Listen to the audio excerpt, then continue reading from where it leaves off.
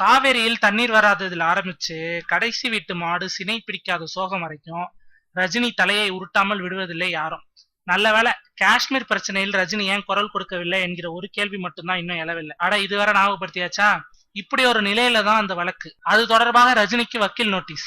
வேற ஒண்ணும் இல்லப்பா, கபாலி ரிலீஸ் சமயத்தில் திருச்சியில் அமைந்துள்ள ரம்பா தியேட்டரில் மக்களை கவரும் விதத்தில் ஒரு ராட்சத பலூனை கட்டினார்களாம். 3 நாட்கள் பறந்த அந்த பலூன் அதுக்கப்புறம் இறக்கப்பட்டது. இறக்கும் போது அந்த பலூன் வெடித்ததில் பணியாளர்கள் 4 படுகாயம். போலீஸ் விசாரணை என்று அடுத்த ஸ்டெப்பை நோக்கி போய்விட்டது விவகாரம். அடிப்பட்ட 4 மருத்துவ செலவை யார் செய்வது என்பதில் தான் பிரச்சனையே. தியேட்டர் நிர்வாகம் தான் செய்ய வேண்டும் என்று சிலரும், பலூனை கட்ட ஏற்பாடு செய்த ரஜினி ரசிகர்கள் தான் செலவு செய்ய வேண்டும் என்று சிலரும், அந்த பலூன் கம்பெனி தான்ப்பா பொறுப்பேற்றுக்கணும் என்று சிலரும் பஞ்சாயத்து பண்ணி கொண்டிருக்க, வழக்கில் தலையிட்ட வக்கீல் நேரடியாக ரஜினிக்கு நோட்டீஸ் அனுப்பிவிட்டார். செக்கு சுத்துறது ஒரு ஊர்ல, என்ன வடிகிறது இன்னொரு ஊர்லயா?